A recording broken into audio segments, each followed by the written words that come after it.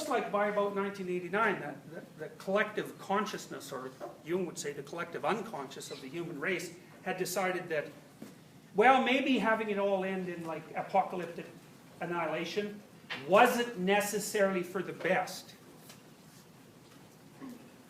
It's interesting because writers like Goethe, he wrote Faust, and Faust is this tale of a man who makes a bet with the devil so that he can acquire infinite knowledge, essentially.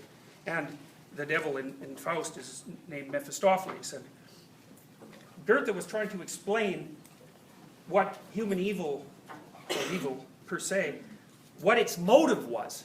And he did a lovely job. It's so smart what he said. He said, the devil's basic hypothesis, and of course Goethe expresses this in poetry, is that life is so unbearably cruel and random and tragic that it would be better if it had never existed at all. And you know, you believe me, there'll be times in your life where you think that, you know, where something has just knocks you off your feet in a completely unjust manner, you know.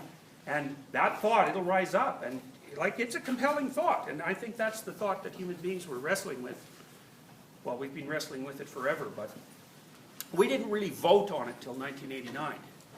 You know, and life barely won. And you know, life is a troublesome business. It's tragedy. And you know, everyone asks themselves now and then is if their consciousness is worth the pain. Well, the answer to that is it depends on how you live. That is the answer to that. But, you know, that's a complicated answer, and just because you know that answer doesn't mean that you know how to live. Anyways, what's happened since 1989, as far as I'm concerned, is that intellectuals, who are often possessed by the worst sorts of demons, because they actually think that their intelligence can guide them properly in like the complex moral landscape,